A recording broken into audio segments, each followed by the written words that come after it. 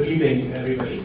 I would like to welcome you all on behalf of Aspen India, Aspen Institute India, to this wonderful discussion by Professor Gachibowli on the topic of Clash of Civilisations. I think these days, thanks to Google and wonderful things you can learn about people, people come prepared. So again, welcome. As you know, India is a country of stark contrast and contradictions. And in a country of over 1 billion people, open dialogue is important to build consensus, cooperation and understanding. Aspen India provides a platform, an open forum for free flow of thoughts and ideas, whether it's corporate leaders or thought leaders from politics, NGOs, as well as academics. Aspen India attempts to bring the finest minds and engaged speakers from all over the world to focus on contemporary global issues as well as societal challenges which we face today. Speakers engage in frank and open discussions, debate on ideas and issues which will shape India as it moves forward in its journey. The areas could be politics, it could be economics, it could be education, it could be poverty, and so forth. Aspen India also has a flagship event called Ideas, which they hold every year. It's a two-day conclave. And in that particular conclave, they also bring best and brightest leaders from all over the world in India to have open dialogue around challenges which we face in the world today. Overall, the long-term goal of Aspen India remains steadfast and same. One is to create value-based leaders through its India Leadership Initiative. Number two is to generate ideas that will shape India's future. Number three is produce change. Produce change through public awareness and policy discussions. And lastly, build and strengthen India's relationship with the world.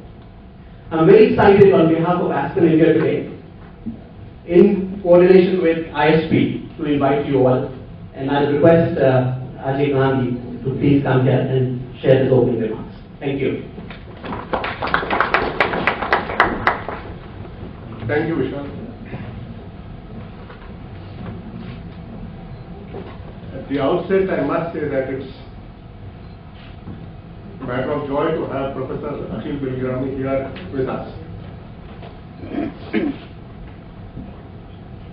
Professor Gachibowli was born in Hyderabad, lived in Hyderabad for a while. He has roots in Hyderabad, and today he is considered one of the leading thinkers in America on issues that concern all of us, on social, philosophical issues.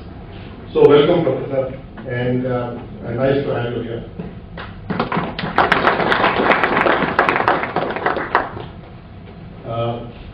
In early 90s, 92, 93, Samuel Huntington hypothesized the theory of the clash of civilization. He said that after the Cold War, in the world after that, the world will have fights, conflicts arising out of religious and cultural identities. He said that is what is going to consume global conflicts and take center stage in the world.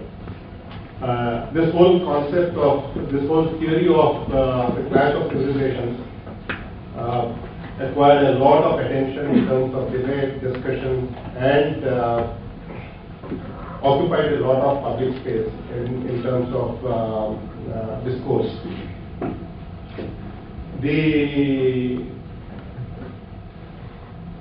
When 9/11 happened,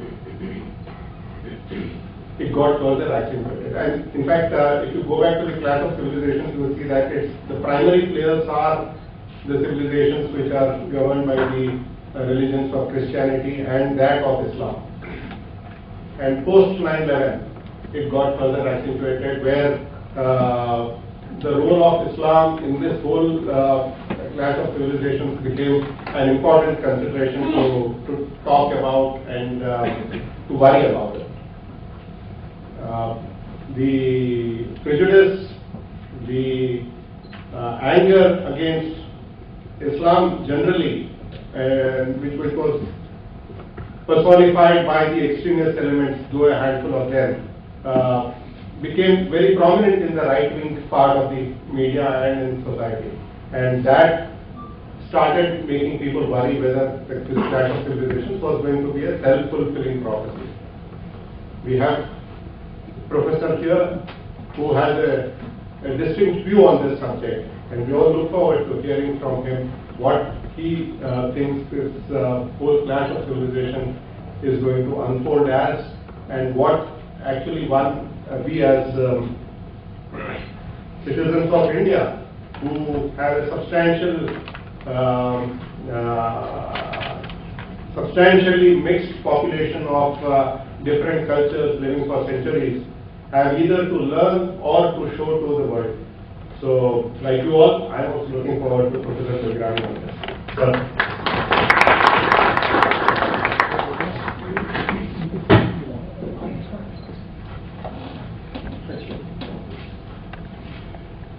Thank you very much.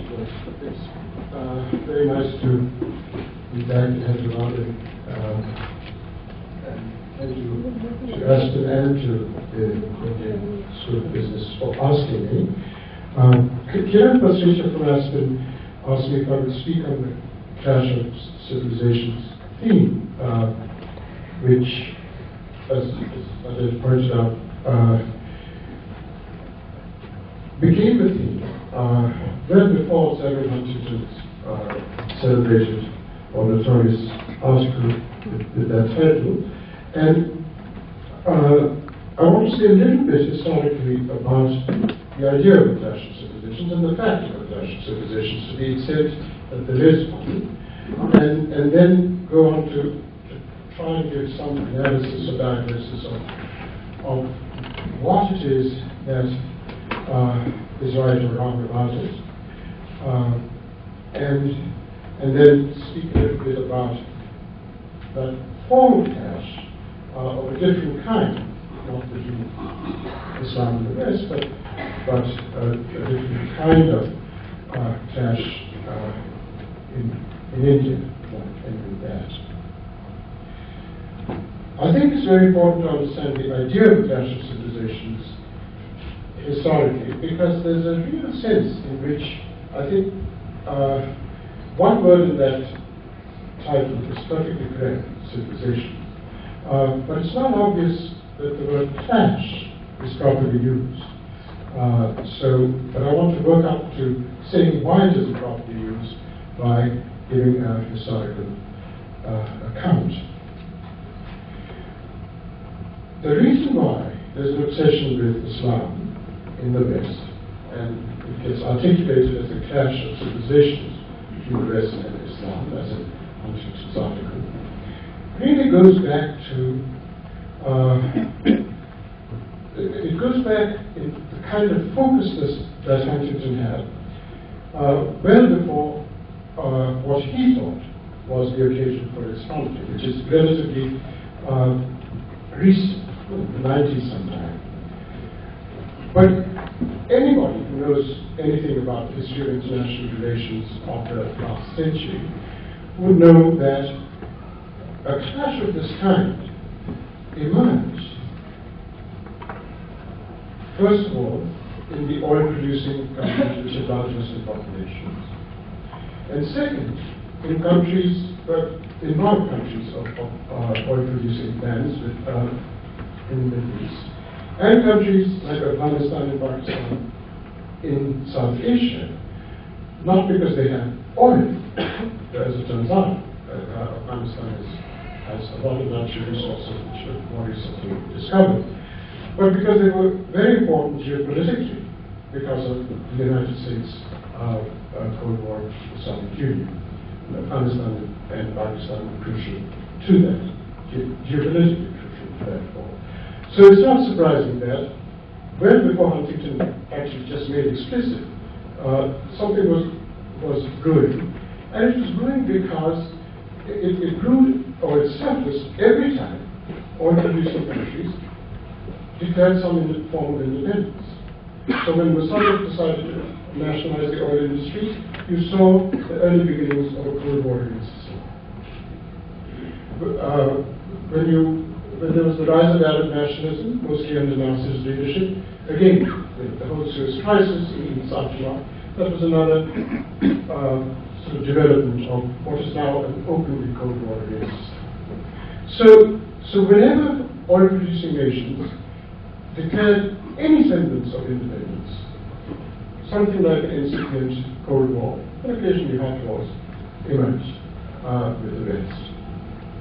If you don't understand that obvious point, you get the whole analysis of the clash completely wrong. So that motivates the clash. And it was a good 40 years before, at least 40 years before Huntington. So Huntington was articulating something that was slowly developing. And then, of course, it developed spectacularly after the emergence of Al-Qaeda and terrorist acts and the backlash it was taking. So that's the immediate background. But let's step back and look at a much more historical background. And that's where I want to question the notion of a clash. You know, there was indeed a clash of civilizations for centuries between Christendom and Islam. And it's interesting that it should be between Christendom and Islam, because it would make no sense to say that there would be, or there could be a clash, say, between Hinduism and Christendom, or Buddhism and Christendom. There just isn't enough proximity in those two faiths, or those two doctrines, for there to be a genuine clash.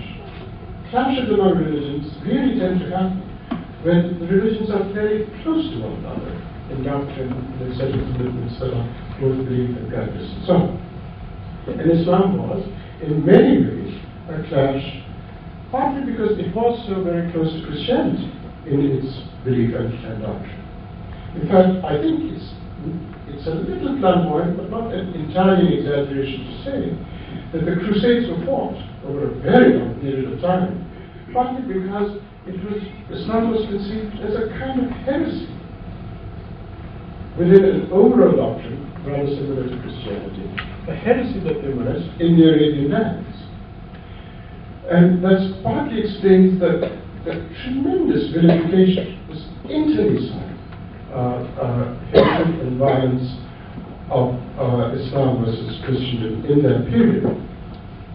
But I want to claim that that was an entirely healthy, well, not entirely, it was a comparatively healthy phenomenon. The clash between Islam and Christendom for centuries was a healthy phenomenon in one crucial respect. It was a hostility between two equals. There was something robust about the vilification and the violence acts of sustained war with one another, but it was between peoples and civilizations which had tremendous respect for each other. In fact, they learned enormously from one another in science, in philosophy, in history, in historical writing. The mutual influence was remarkable because they had respect for one another and learned from one another. So, comparatively speaking, that was an extremely healthy phenomenon. So there's health in hostility, in clashes, comparatively. So what do I want to compare it with when I say it's comparatively healthy? Well, the answer is that everything changed in the tenor of relations between Islam and Christendom, between Islam and the West, after Napoleon's campaigns in Egypt and the British conquest of South. That changed the entire tenor of relations between these two civilizations, to use Huntington's portentous terms. Right now, the health of what I was calling the health of hostility gave way to some entirely different psychology. Now you have a psychology of condescension on the one side and resentment on the other side, just a completely different psychological set of relations that existed for centuries before. And the condescension consisted partly in writings and so on, so we don't have anything to learn from this, which is fairly how the West conceived of Islam once colonization that was first initiated by the British and then British conquest. So an entirely new set of relations emerged, and so what was a genuine clash really became a conquest. And it's a completely specious of Huntington to call the present situation, the situation of the last 200 years or more, a clash. It's not a clash, it's a conquest. It's a conquest passing up as a clash. Clash is an innocuous, purely descriptive account of something which is not at all innocuous, if you understand it as a conquest and then the slow development of the conquest into structures of what we know now called imperialism, colonialism. So I think if you want to describe what the relationship is now, clash is altogether the wrong word. The foes are not here. And they haven't been for some centuries now. So that's the first thing to register. You can't understand what is wrong with Huntington unless you understand that the name, the title itself, is a misnomer, or a misdescription. Okay. Now, what tends to happen, see, and Kiran said, why don't you speak a little bit about religious identity and Islamic identity and identity politics and so on. I think it's a perfectly good thing to bring in when discussing clashes of this kind, because it's often said, and I think rightly for the most part, that people tend to form identities under very special conditions, religious identities. For the most part, religious identities don't get formed because people just live their religious lives and they don't declare themselves to be belonging to or possessing some kind of identity. So the notion of identity forms when under very special conditions. For the most part, I think it's correct to say, people have said this often, identity often forms under conditions of defeat and feelings of powerlessness and helplessness. You sort of can't arm to some identity, Islam as it might be, or whatever it might be. Because it's under conditions of defeat and helplessness, it gives you a sense of belonging, of dignity and autonomy, and so on. I mean, one shouldn't exaggerate that. To some extent, identities also form under conditions of triumph. So, for instance, the Scots declared themselves to be British, as possessing British identity only after Britain became an empire. They felt, now we are something, so we might as well call ourselves British because the British have been victoriously imperial and so on. So it's a form of triumphalism as well as defeat that identities emerge. I think something like that is very much part of how a certain kind of strongly identitarian feeling with Zionism and Jewish identity emerged after the Israeli victory in 1967. Finally, people thought, my goodness, we are a real world power, and so on. So, a lot of people who had no interest in Israel suddenly began to be, declare themselves to be Zionists. And I think to some extent, the sort of minding McGann maniacal, but not minding considerably, McGann maniacal attitudes on Qaeda and Osama bin Laden came after the feeling of triumph that they were victorious against the Soviet Union in Afghanistan. So identities emerge in this way under conditions of triumph as well as defeat. But I think it's fair to say that the kind of clash of cultures which gave rise to feelings of identity did emerge under a very long-standing sense of defeat by Muslims as a result of a long period of colonial rule and the continuing of imperial colonial relations even after decolonization, which is mostly through the corporate presence of Western capital in Muslim lands, mostly for producing Muslim lands, which is basically a set of economic imperialist relations without political presence. No, the political presence is also there, but just count the bases, for instance, the American military bases in those regions. One study. Okay, so feelings of commitment to Muslim identity, as it might be, or any identity, do emerge under conditions of defeat. And there are a few things worth considering about what form these kinds of feelings, where you feel you're at war with another, emerge. One of the things that gives the impression that there's a real hostility and clash going on is, of course, because of the spectacular acts of terror that have emerged in the last 25 years. Now, it would be a simple thing to see things as crime and punishment for the crime, and not describe it as a clash of civilization. Acts of terror are criminal acts, and you try and capture criminals and stop the crimes. If you just treated it that way, there wouldn't be any reason to describe it as a clash of civilizations. You don't describe the person who harms you as, in fact, creating a clash of civilizations, or the person who murders somebody as a clash of civilizations. So you've got to elevate it from the idea of crime and reversal of crime to something, a clash of civilizations. How does that happen? By what process does it get elevated to something grand, like a clash of civilizations? The main thing I think to understand here is that everybody, even George Bush, when he was president, admitted that the people who are terrorists and who commit these crimes, etc., are a very small fraction of minority Muslims. This is well done. I think Ajay even said it when he made his introductory remarks. Well, that's correct.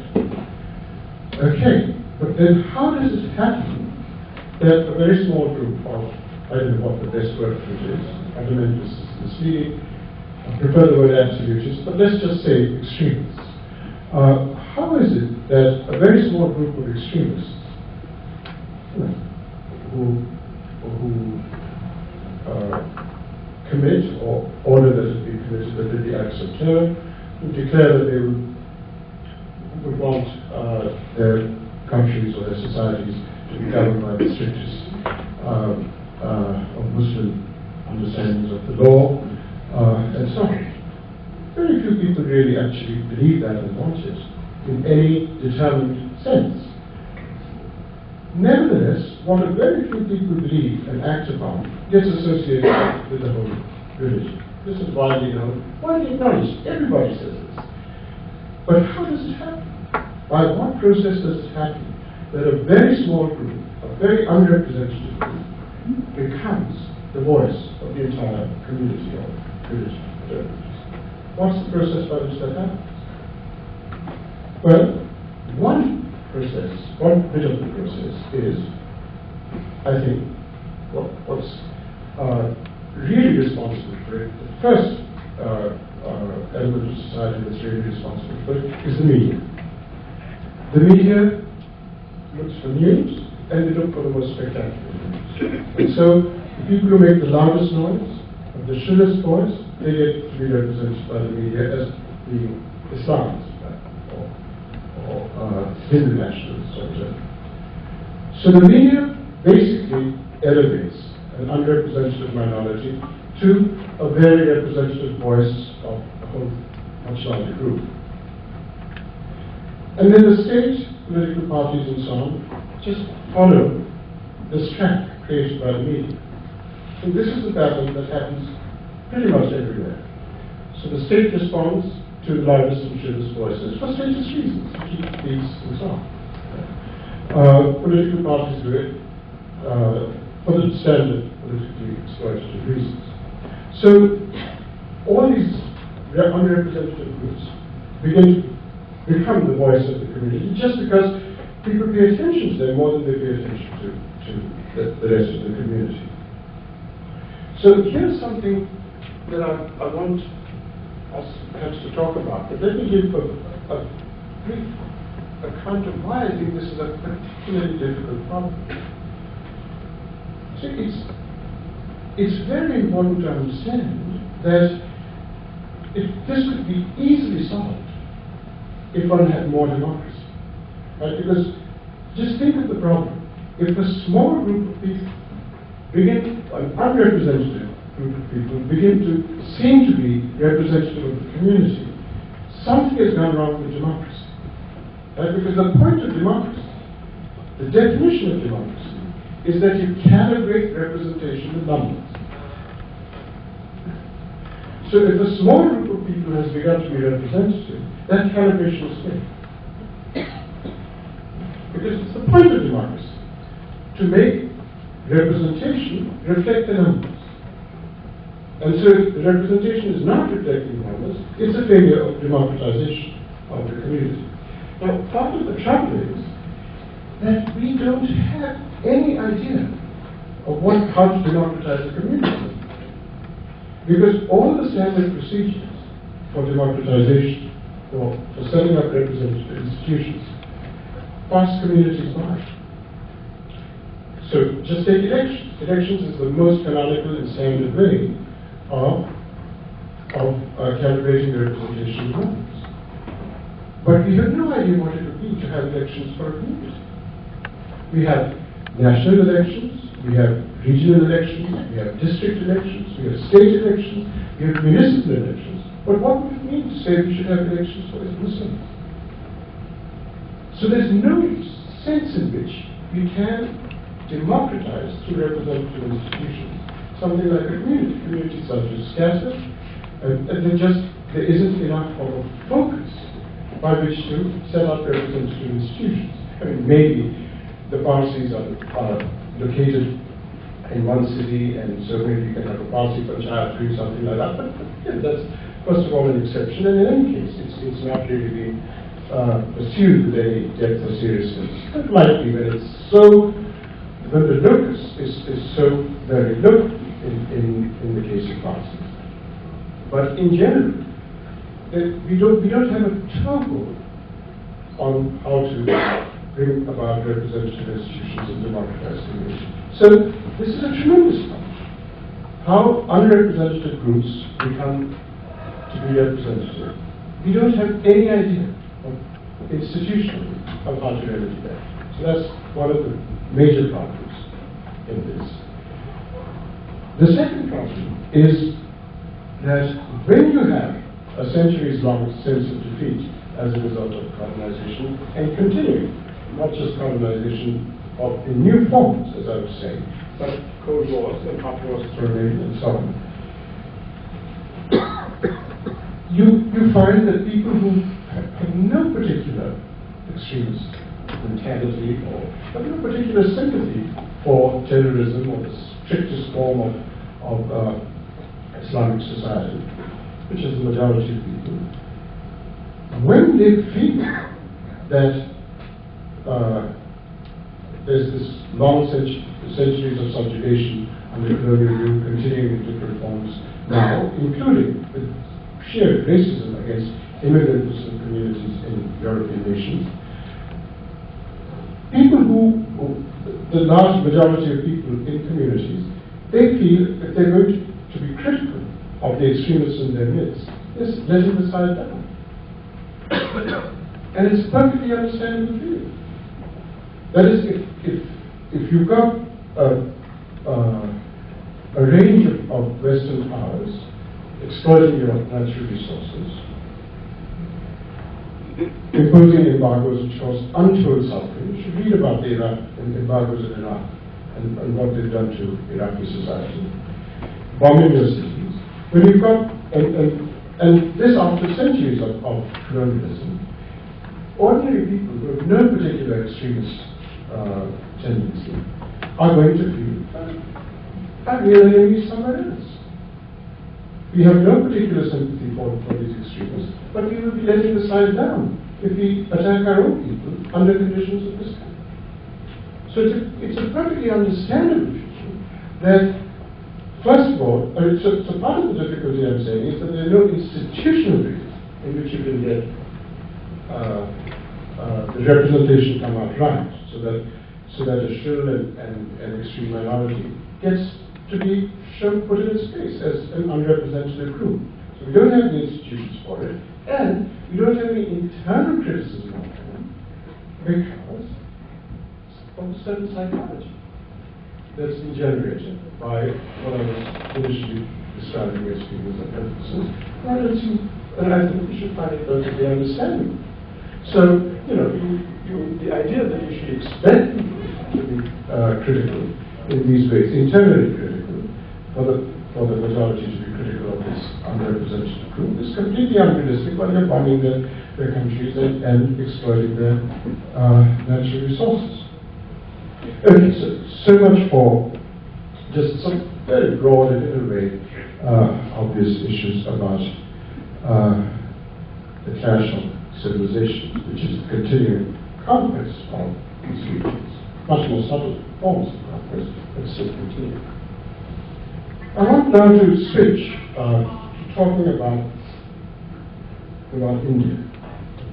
The canvas so far of my remarks is relatively international framework, but now I want to talk about India in particular. Anybody who has studied Indian society, not just the rule of kings and so on, but actually studied sociology, political economy of India, understands perfectly well that India has always been a remarkably pluralist and tolerant society. Nobody really denies it. I've studied it carefully. So such problem as that there has been between a clash of religions and civilizations and so on within India, a relatively new phenomenon. I would say it really started sometime in the 20th century. And it's extremely interesting to try and understand how it started.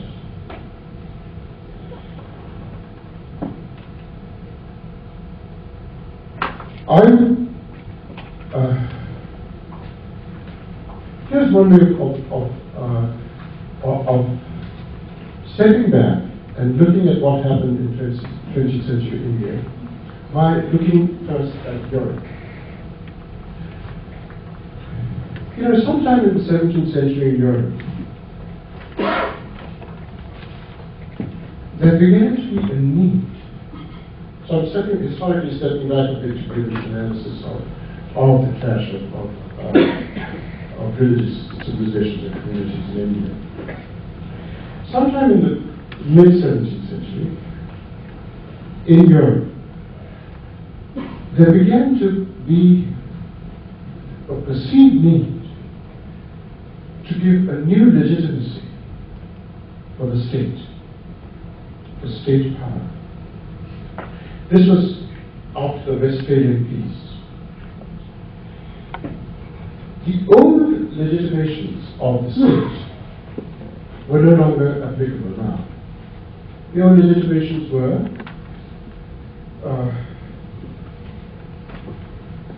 the divine right of states as personified in their minds. What's called the divine right of kings and queens. That was the standard legitimation of the state for centuries. By the time it came to the middle of the 17th century, that legitimation ran hollow. but due to a lot of changes. After the scientific revolution, all sorts of changes. The state didn't seem to have that kind of justification anymore. Didn't ring true. So a new kind of justification had to be developed. Europe, after the Westphalian Peace, developed this new legitimation for a new kind of entity called the nation. Prior to the emergence of the nation, power was relatively scattered. The loci of power were relatively scattered. After the 17th century, a new kind of entity emerged, which hyphenated and joined together the idea of a nation with the idea of a state. It came to be called a nation hyphen state. And legitimation of that kind of state, which was joined by conception and semantics to a nation, legitimation for it had to come by new sources, I say. And they began in European nations the idea that you created legitimacy for that kind of state by creating a psychology, by creating a feeling for this new entity, informed entity, the nation. You had to create a feeling for it. In later years, later centuries, it become to be called nationalism. I'm just trying to tell you what the word meant before the term was generated. That you legitimated the state by creating a new feeling for this new entity, which is the nation. And the standard ploy in every single nation that emerged after the Westphalian Peace in Europe, the standard ploy was to create this feeling by finding an external enemy within the territorial borders, the nation, to find an external enemy within and subjugate it. Right? And creating the rest a feeling that they are others and we are the nation. So the Jews, the Irish, this is just a standard way in which the nation building occurred in European lands after the Westphalian Peace. Now, it's an extremely interesting thing that no such thing existed in India. Never prior to the 20th century. The first figure who claimed that India should go down this European path was Savarkar. And the greatness of Gandhi, it's really what got me interested in Gandhi. I'm writing a book on Gandhi. What got me interested in Gandhi in the first place was that Gandhi, above everything else, Gandhi thought this was the last thing we should do in our European masters.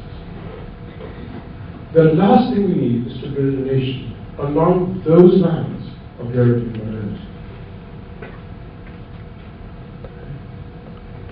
And it was Savarkar, the real enemy of the real opponent. No wonder one of his scholars killed Gandhi. The person who really opposed Gandhi. There are people now talking about Nehru was so different from Gandhi, but the real opponent of Gandhi was Savarkar. Why? Because Savarkar was an atheist. Savarkar was a man of utter modernity in his conception of India. In fact, he mildly despised Hindus. In fact, he admired Islam more. He thought this was a masculine warrior religion. I mean, all trumped up ideas. But he hated Gandhi's views the most because he thought Gandhi was making Hinduism even more effeminate than it was. Because he didn't want it. And the future for him, the vision that Savarkar had for India was a modern nation along European lines, where you basically find an external enemy within, and you solve it.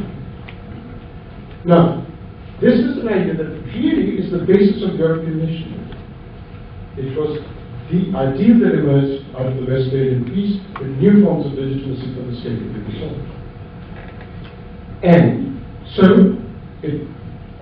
Nobody called it then what it's called now, but in 17th century Europe. But after a statistical and numerical form of discourse began to emerge in the social sciences, we then began to call it majorities and minorities. This came about only after a new form of discourse where quantitative methods were applied to understanding society. So then we began to call it majorities and minorities. And nation building was basically to find a minority and, to basically, to use a technical term, screw it. That was the idea of nation building. It was Savarkar's idea, and it was what made Gandhi most anxious. That form of nationalism is what made him most anxious. And if you look back now, that is what we've got to admit is the victory of Savarkar over Gandhi.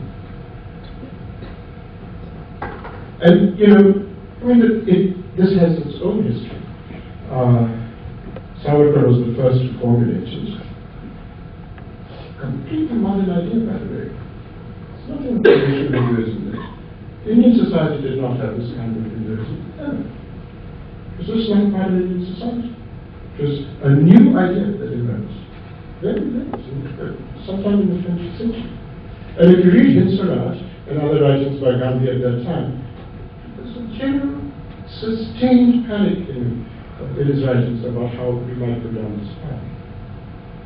And, and people say, well, Gandhi wasn't a secularist. Correct. He was a secularist because he said Indian society was pluralist and tolerant, and you only have to bring in secularism and multiculturalism and all these ideas if you've done the damage that Europe did to its nation, to its societies, by treating these kinds of nations to this kind of legitimacy for its state. So if you do the damage, then of course you have to read in secularism. But when he was writing in the early part of the 20th century, he said, why do you need secularism? Let's just not do the damage. Let's not go down that path where you have to bring in secularism and multiculturalism to deal with the damage. In fact, Gandhi thought that, if you've got centuries long developments of nations in this mode, secularism and multiculturalism are probably too shallow to deal with such a deep problem. That's one aspect of it. Let me then. So let me just end with just one more set of remarks, and but let me say a little bit more about this. The history of this is it's very hard to get right exactly how much this developed, this form of nation building developed in the history of 20th century India. To some extent it was already there, because after the 20s and 30s, after the Khilafat movement was over and was basically run back, in the late 20s, it was a tremendously dynamic time in India, the aftermath of the Khilafat movement. If you just read some of the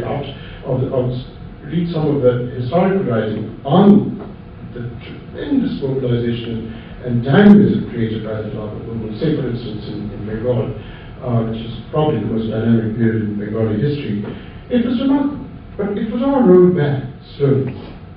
And I think a fairly strong, not overridingly strong, but a fairly strong Mahasamadhi element evolved even within the Congress. It's just started in the 20s and through the 30s and 40s, built up strength. And Jawaharlal and Gandhi and so on were not successfully completely able to regulate it, but they did whatever they could for decades. I mean, one test case, I suppose, is the loss of Urdu curricula and so on. It's very interesting to read what happened in UP politics, where it was crucial, about how forces like Nehru and so on were just not able to propose figures like Sambunam and Tandam and Pant and so on. It was just very hard to do it. And I think Nehru himself realized, Nehru had a very radical period in the 30s, 3-4 years. His his best years. And then I think he realized that if he doesn't make his compromises with the Maasai element, he's not going to get anywhere with that party. I suspect something like that. This is debatable, we can talk about it if you like. But I think something like that may recall from his view of radicalism in the 30s. Of course, it got its full flowering in the 80s under Indira Gandhi.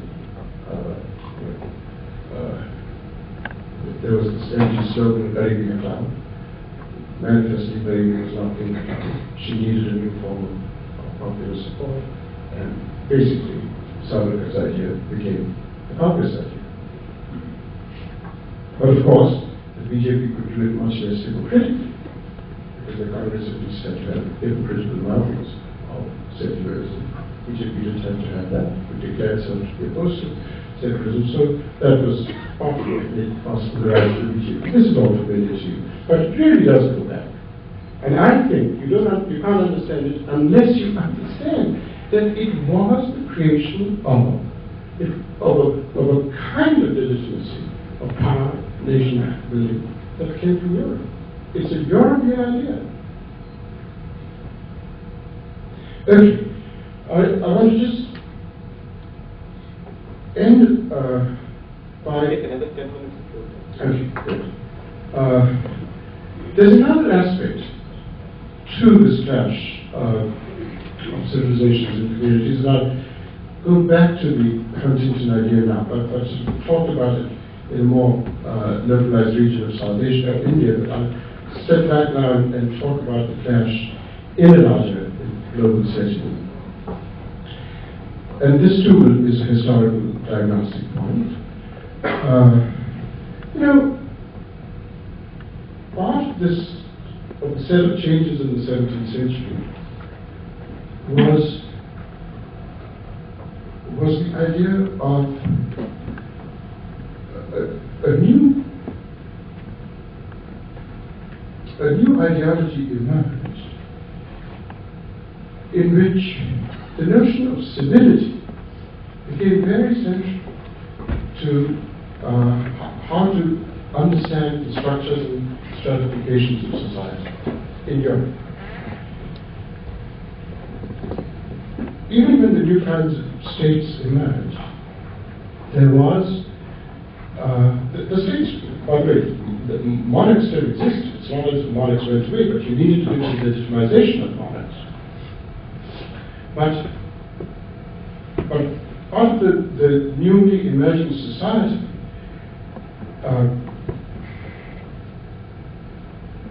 consisted in a framework in which the monarch was surrounded by his own courts, but there began to be a larger class of property elites around him. And a civilizational notion emerged of the idea of civility.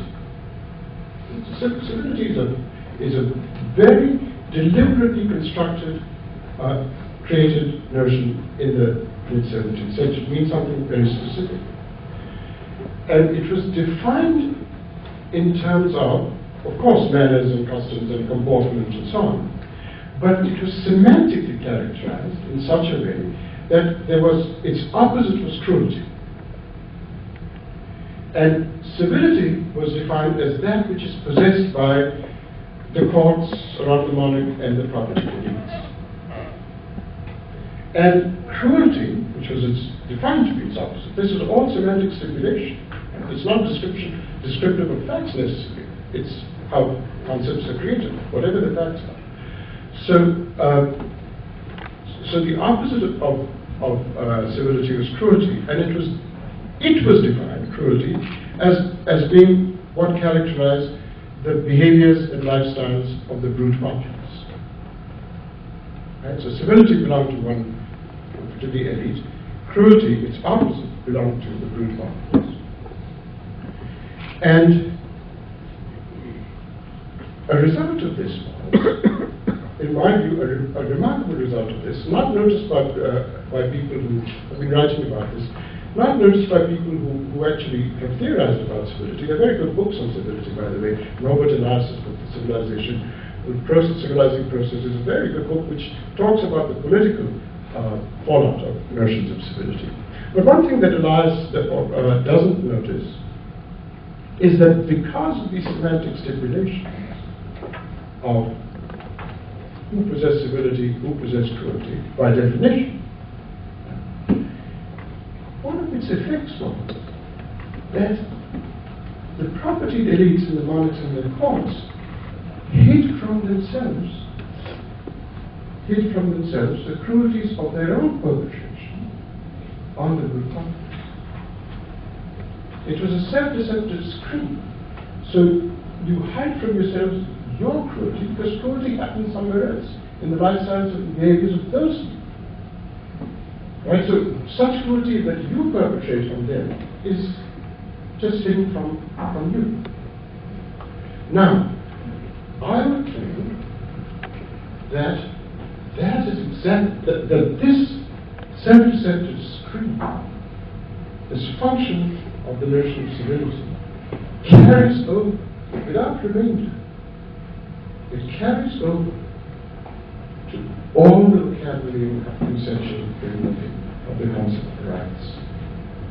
And you can't understand the clash of civilizations today, or there's something to itself. The Christian West has developed into modernity with rights, etc., etc. These people still live by shutdowns. You can't understand this idea of this clash unless you see that. Look, don't get me wrong. I'm not like the Prime Minister of Singapore who opposes rights. I celebrate rights as much as anybody else. I cherish rights, admire them. I think rights have brought a lot of good to a lot of people. So don't get me wrong. But for all the justly celebrated idea of rights, for all the admiration I have for them, they have today the same function that civility had in the 17th century. They hide from the countries, the nations, one side of the so-called clash. They hide from those nations which proudly claim to enlighten nations and the nations of the Enlightenment, who possess rights and constitutions and codes, etc. They hide from them the cruelties they perpetrated on distant lands for centuries, including the present.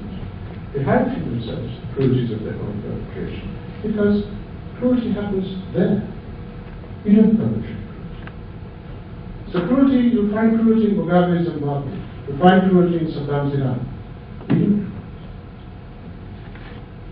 We've got codes, constitutions.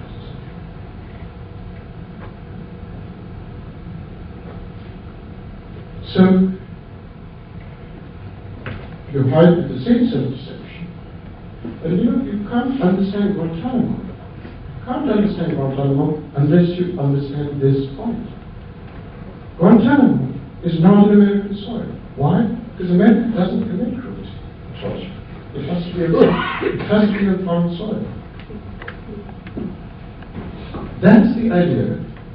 That's the morphing of civility, the same function of civility, into a more abstract idea, not just of manners and so on, but of codes and constitutions. It's just the same function.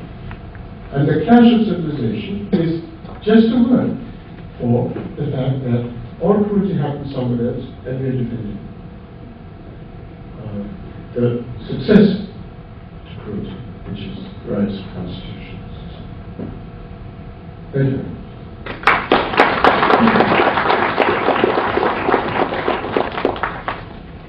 That was an amazing analysis. Thank you very much, Professor. Friends, open to you all to engage with the professor. But before you start, can I ask one question? How do you see the next few years? How do you see this clash actually evolving? How do you see the history unfolding over the next few years? And what could be your prescription for policy making? No, it's too big a problem for any one person to have any blueprint for. But I actually have very pessimistic views on this.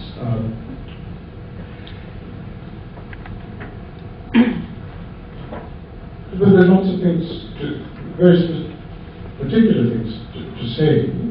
One, I think, is that an enormous amount depends on what happens with Iran. Iran is part of the whole history that I was describing. Whenever somebody declares independence of one kind or another from Western America, mostly these days domination, but also Britain, which is basically in bilateral alliance with America. Whenever these countries declare any form of independence, they become an object of Cold War. And I think, but Iran is not defenseless. Iraq was, after the first Gulf War, Iraq was pretty much made defenseless, so you could just walk over the front. Iran is not defenseless. So there will be hell to pay if there's any. But Israel is trying to make a bid for it. These things are very deeply structured. It's not as if it's just a matter of international relations. You've got to understand the structures of corporate capital when you talk about these things. Eisenhower, in a remarkable moment of honesty, admitted this. And you probably know this as well as I do, many of you do. But Eisenhower just basically admitted that we do many of these things, and we keep up these relations and install Cold Wars, and occasionally make them hot wars, because it's very important for us to subsidize our technology corporate sector by basically spending huge amounts of the Pentagon. It's very much part of what determines international relations. That's not going to go away. So the corporate sector, the technology corporate sector in the United States is, people talk of market discipline. There's no market discipline. What's market discipline? The state funds the Pentagon in unbelievable sums. And that basically subsidizes the technology sector corporation. It's built into Americans. Now, if you were to completely end all wars, remove all bases, and so on and so forth, you're going to undermine this long-standing history of corporate capitalism. So, how can one has to, you can't understand these clashes, Cold Wars, and so on, unless you understand these other much more basic structural things. How do you resist that? How do you fight that? Right?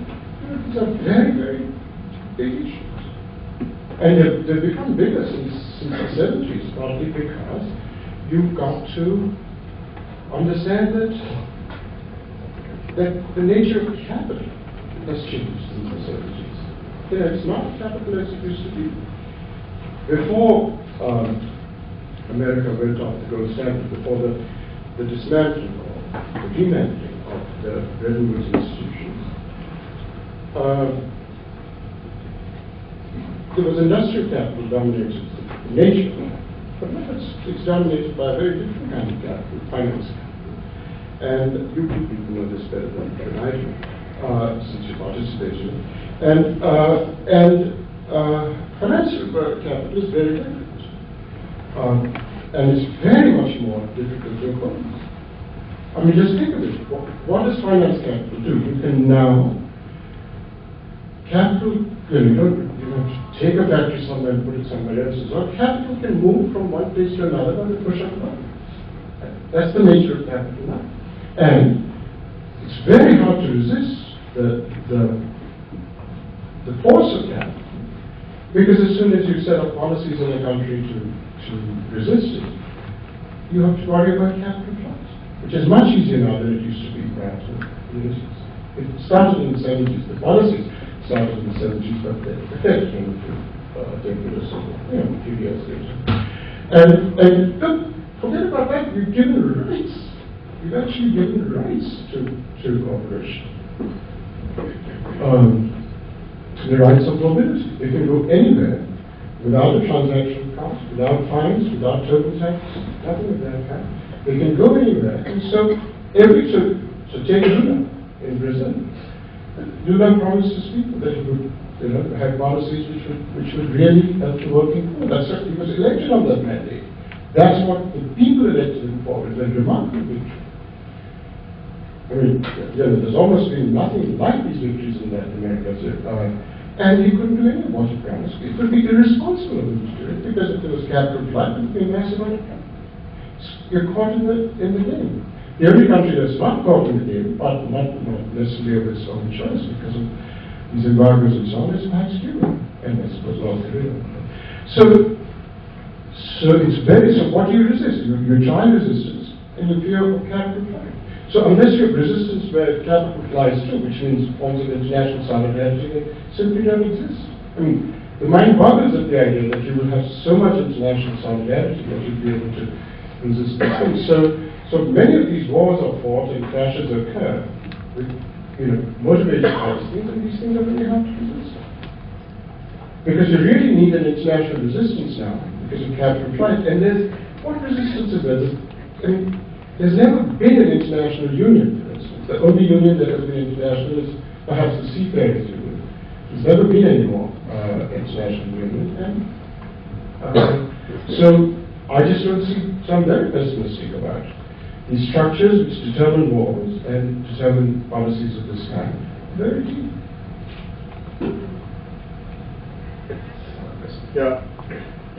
Professor, my question is, do you think the increased adoption of democracy, one, and the increased trend of atheism, two, do you think both these trends can actually reduce the concept of the clash of civilizations? You are an atheist, right? That's a rude question. I'm sorry, I couldn't help it. No, he's telling me.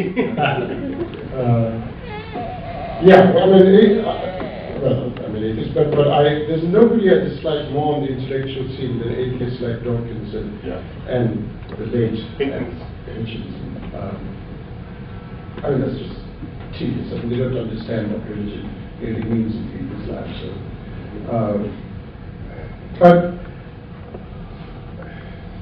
So let's talk about democracy, civilians.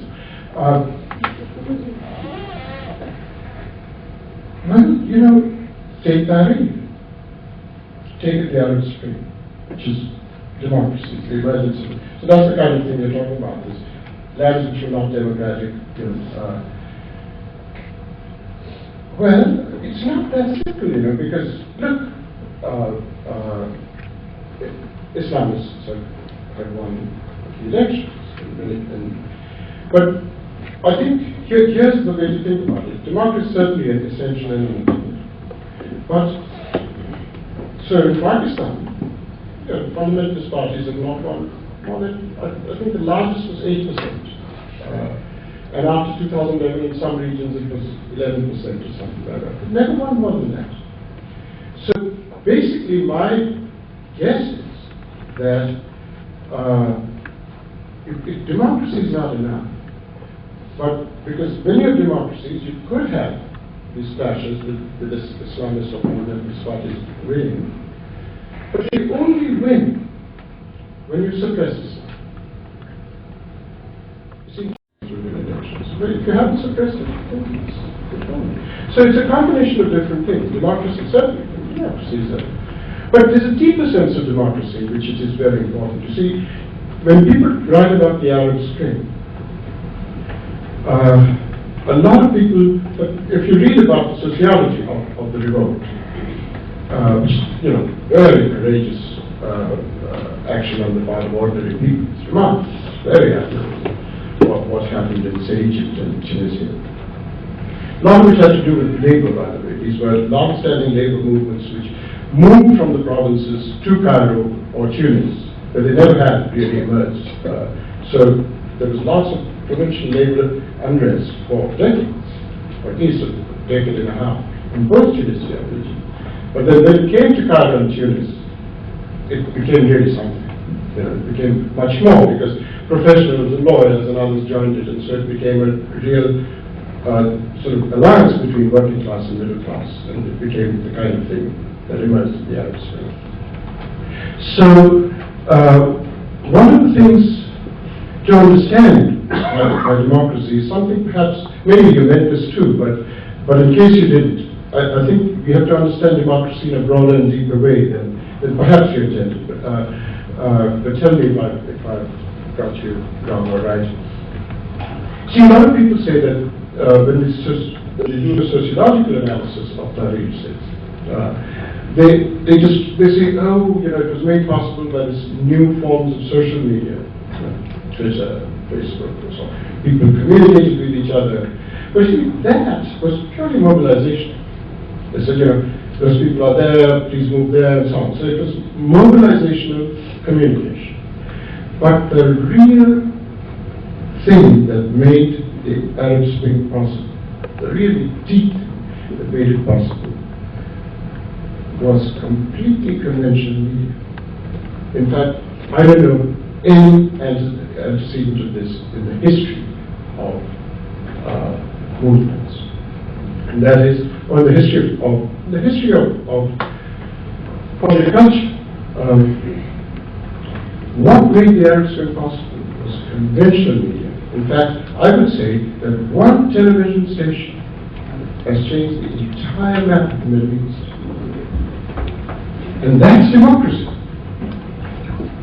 Right? One television station has been telling people for a decade and a half just how corrupt their leaders are, and how they're ruled by elites who are basically siphoning off all their wealth to the United States corporations and so on. And there's one television station which has done it. It's completely conventional media. It's not all this fancy new stuff. That's democracy, because it's the heart of democracy that people will act and vote and so on only if they know what's going on. Right? Democracy is not just procedure. There's a cognitive basis for democracy. You have to know what's going on before you can do the right thing. Socrates said that the basic ethical question is what ought we to do? I think the time has come in the last 50 to 100 years, but just as important is the question, what ought we to know? Because what we do, or what we ought to do, can't really be understood in the modern world, unless you know the enormous amount. And, part of the reason why the United States keeps electing people like Lex, I'm not an admirer of Obama, he's a complete lightweight, and is because people don't know what its countries are doing. If the United States had an Al Jazeera, it might be a very different country. It's what makes democracy possible, is what I'm saying. Knowledge. And knowledge doesn't come from Facebook and Twitter. You can mobilize people. But knowledge comes from sustained informing of people and giving analysis. To make a case, I'm Dr. Freshia. I live in UK for the last 42 years. I've seen in the last 30 years there have been concerted attempts by academics like Oxford and Cambridge to upstardize some words like jihad, and they forget the jihad deluge on countries like Afghanistan, and again, as rightly said, a small bunch of people terrorizing innocent people is jihad.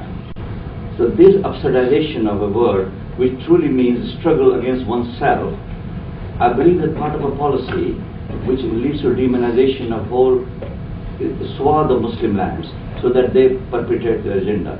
Any comments on this, sir? Yeah. Just a second, I agree with you. Professor, I think... Yeah. A couple of quick questions, Professor Tilgan. You started off saying that, clash is a wrong word. It's actually conquest.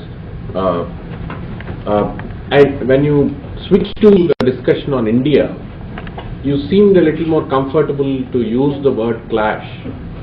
So I was wondering if you really meant conquest or clash, or an attempted conquest in the... That's one question. The second question is... But listen, I can't keep too many questions in mind, so let's be honest. So, I agree with you.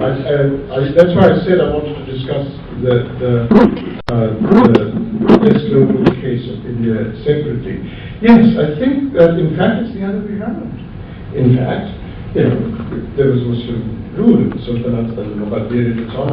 And so, if anything, the conquest was the other way around.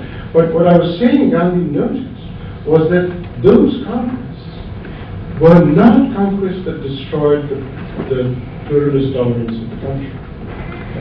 You've got to, I think it's very important to understand in the study of empires that there have been very different kinds of empire. See, there has been the idea of imperialism, the canonical deep forms of imperialism have been the Spanish, the British, and the French. Those are empires which have had, even the Japanese empires have not been like that. I mean, they've been pretty ruthless. It's got nothing to do with not being cruel and so on. I'm sure Aurangzeb was cruel. But what the British and the Spanish and the French empires did was not just episodic cruelties. Right? They systemically changed the political economies of the lands that they conquered, right? With extracting surpluses and basically making them very hard to develop again. Develop in an all-round way. It was arranged so that it developed so that the elites prospered and so on. So you have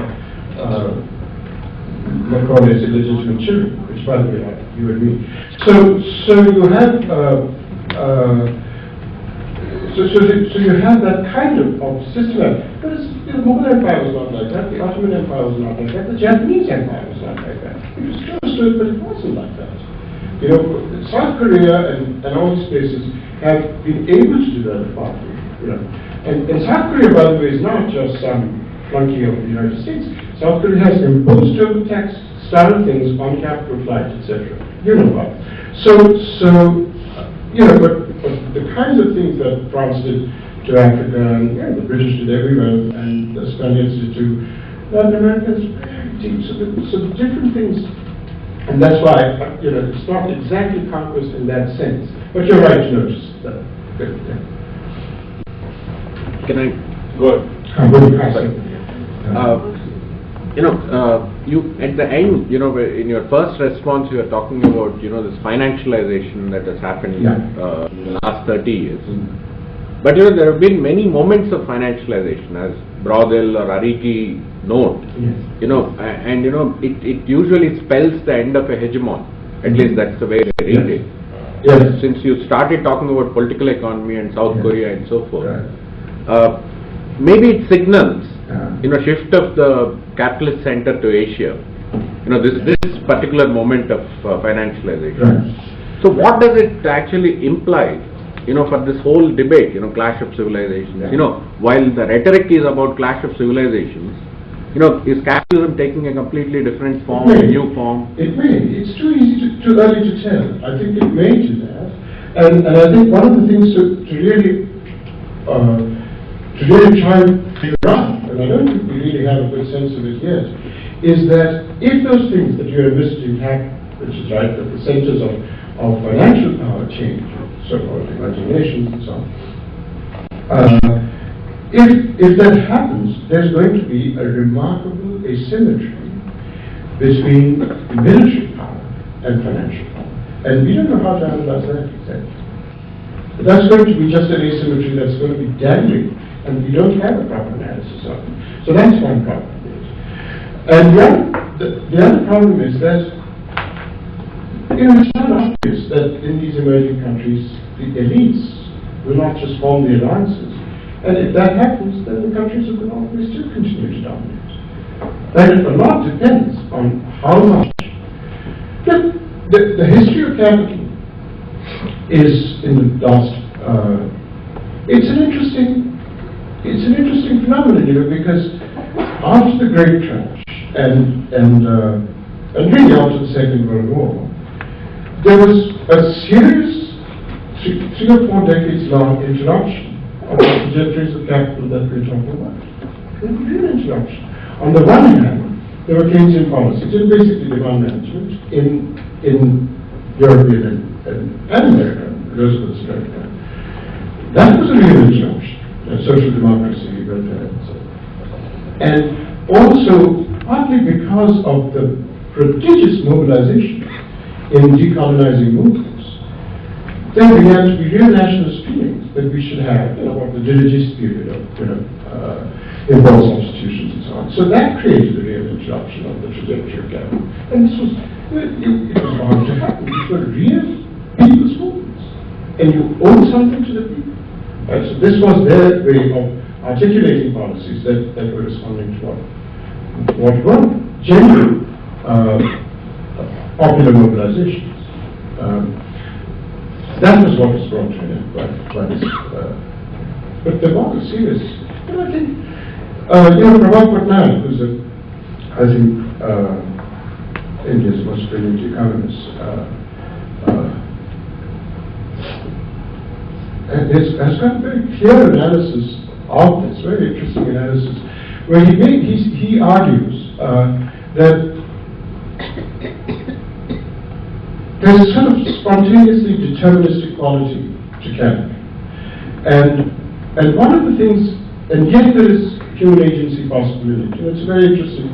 And one of the things is that he describes it as a disjunction, which is, he says, if you introduce these interruptions, whatever they might be, so the Madhav is one, or the Keynesian policies in Europe and America, if you introduce these things, there's only there's a disjunction. Only one or two things can happen. One is that you develop them more and more until you have a series of confrontation with capital. Or the other is that capital just overturns. It's got to go one or the other. But the idea that you can continue with social democracy endlessly, right, indefinitely, is impossible. And I think that's an extremely brilliant analysis of how you might have both agency and determinants, right? Because we usually oppose deterministic to agency. I've never read anything which is quite so powerful. It may not exactly be correct, but it's about close to being correct as anything that I have theoretical instance for. We'll take two more questions. Sanjay. My observation actually points out to the fact that the clash of civilization is possibly the underlying factor is more economic. And the fact remains that it is maybe the expression of the civilizations in their resentment of the fact that the economic distribution is so skewed. Yes. That is the core reason, rather than anything else. The social and the democratic reasons actually they pale into insignificance because of the economic disparity that is there between these. And resentment is actually driving this clash of civilizations rather than the other way around. That's the right comment on that. That's a robust Marxist view. Yes. No, but I think there's a lot of rationalization in terms of ideology and so on and so forth. Not everything. Sometimes, I think you're generally right that the economics probably determines these other more ideological. But sometimes ideology is more basic, What example can I give you? Yes, take the example of healthcare and this is moving away from clash of civilizations to a different issue. But just it still continues with the theme of your question, which is don't the economics determine the ideologies. It could even be education. It could also be the difference in education, the availability of education and the facilities available for that. I'm sorry, you changed your point. What did you have? Healthcare. When you said healthcare. Yeah. Disparity of availability of healthcare as well as education to different states of society. No, but really what I meant when I introduced this example of healthcare, you see, take healthcare in America. Now, if you were focusing on the economic element, I think it makes no sense for capital. It doesn't make sense for capitalism not to have healthcare. It's the corporations which are growing under healthcare policies. And it's just something like about at most 20 to 25. 25 is like the outer limit of the corporate sector which gains by the present framework in which there's no national health service. Up to maximum 25% of the corporate sector, which involves the medical technologies and insurance companies and so on, right? Most of the corporate sector, a vast percentage of the corporate sector is suffering under the present welfare cost. It's pure ideology that it continues. If you were to, we all believe, just taking a view, that what corporations want, by and large, goes. Well, that's not what's happening in the United States. What corporations are crowning under healthcare costs. A national health service would be better for corporations. It doesn't happen because of ideology. Public spending. I can't make sense of it. Given what you said, that economics determines other things, I can't, material interests of corporations determine other capital. I can't make sense of that phenomenon. So sometimes ideology trumps material interests. Unless you have diagnosis, I would be very interested to know people who study societies through the study of contemporary capitalism. If somebody had an answer to this problem, I'd be benefit from it. Last one. Good evening, sir. Yeah. Okay, keeping in view the change management scenario in the present moment. I didn't understand. Keeping in view the change management at present moment, how can we make the society or the nation or whatever it is coming upon one another? As we want, everyone are been aiming for the zero tolerance in each and everyone. Like I mean to say that the peace in every field, education, healthcare, economic, everything, in the poverty, everything else. How can you advise us to make the nation or any society or the individual to make country or the state or the society as a free clash civilization at present moment in the change management? Well, I think real change tends to happen with movements. Movements basically bring about basic change and fundamental change. Politicians close to power don't agree with that. Once you get close to power, forget about it. You're just not going to want fundamental change. It's just the way it goes. It's just public life. It's like original sin. You're close to power, forget about it. So only people only movements change things. Roosevelt said something wonderful. Stone had a weekly, a remarkable thing, which is now out in 3 volumes. It's wonderful to read. It's called Stone's Weekly. It's a wonderful story about how a delegation in the 30s went to see Roosevelt, saying, it's ridiculous how poorly workers are paid. So we must set up a scheme of minimum wages. This came out basically in the Wagner Act. And Roosevelt heard this delegation, which was arguing for minimum wages. He heard them patiently for an hour or so, and then he said, okay, you've convinced me, now go out on the street and make me do it. But no, the people... And that's basically, that's the way to understand how change happens. See, because, as people have pointed out, philosophers have pointed out, states are not moral agents. They're not like you and me. You don't argue with states. You don't say, don't you think it would be a good idea to do this? States, by and large, have statist interests. They support the elites. It's just the nature of states. So if you want the state to do something, you make it do it. Do not argue with the state. It's not a rational moral agent. So, you just move states. It's force versus force, basically. But it's the force, as Gandhi says, of non-violence, civil disobedience. It's a force. So Gandhi sort of, the reason why Gandhi was completely indifferent to questions of rights and constitutions is because he didn't hold the Javana and all of this. But this is what's going to change. And he didn't want it to be a lawyer's movement. The freedom movement for him was not going to get anywhere so long as it was done by lawyers, arguing for more constitutional self-rule. It's not going to happen. People want to divide and also. It's okay. Okay, one last one, quick, very brief. Good evening, sir. Actually, politics is a word which is mostly wrongly used by the public. Wherever you use politics is a word used by different societies. But politics, say, it is like operating system for the computer. The operating system is not good. You can't run any applications. The politics are not good. You can't run any welfare schemes for the society or something.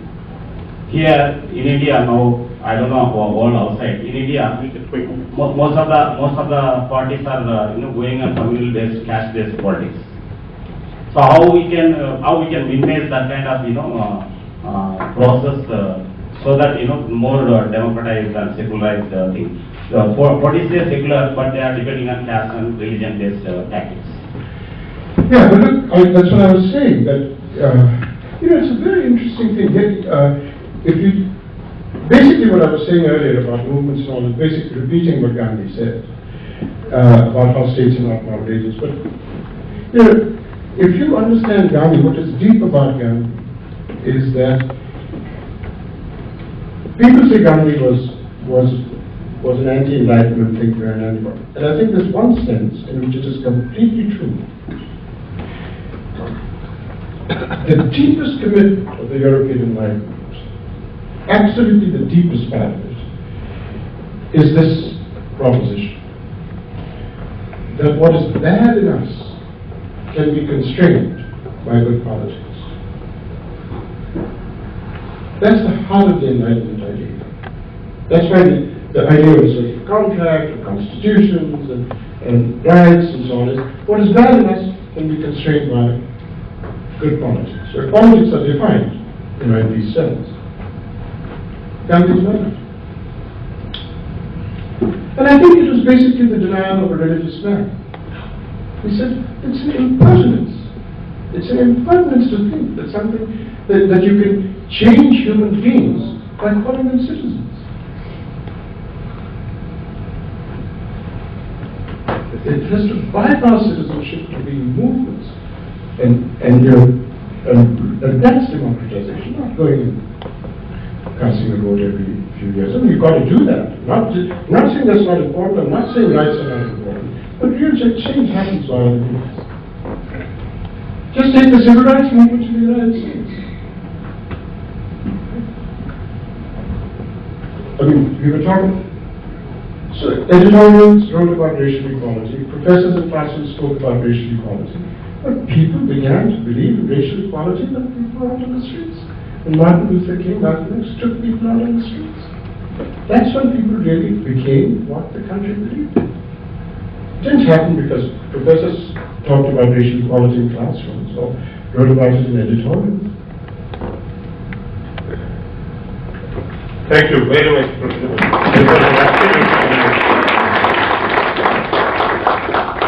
Just your next visit to Hyderabad, we would like you to come and talk to us on Gandhi.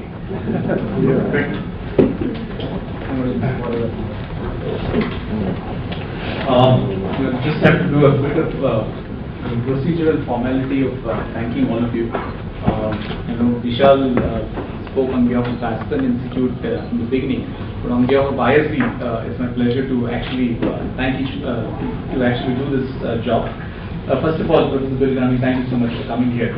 When this conversation of actually wanting to do this session started about less than a month ago, when Kiran called me and said, we want to do this event, would you be willing? And I said, absolutely delighted. And some of my colleagues and actually a couple of you actually asked me this evening over tea saying, why is ISB doing this? I guess the point is, we are a business school, true, but I guess there is always an opportunity and more, and there definitely is a need for doing things beyond business. And this is one of those things, to have conversations like this, which also gets us to see a large number of you from the city of Hyderabad, travel all the way to this small little village called Gachibowli, which otherwise we don't get a lot of you coming here, for events such as this. It's not exactly a village scene. Well, we have 4 villages. We have 4 student villages, and for the students here, and there are quite a few here. That's something. But yes, it's as you probably know, this is back beyond. It At least used to be, but probably not anymore. So thank you so much for taking time out this evening. Ajay, thank you so much. When I wanted to, I had to get someone to do this, the hot seat, sit there and moderate the session, and who else better than Ajay? And for all of us, very familiar of someone who's running this very excellent initiative called Manthan. Those of you who are not familiar, and I guess that's a very small minority in this room, just visit manthanindia.com, is that the right thing? And it's probably the only such platform of its nature in the city of Hyderabad, and something that a lot of us go and attend wonderful events there, and I would encourage all of you to actually go there and do participate. And thanks to all of you again for coming out this evening, and thanks to some of our friends from the media who are here this evening as well. And my colleague Archita, who's somewhere here, who's actually helped put up all these things together. Thank you so much. I thought I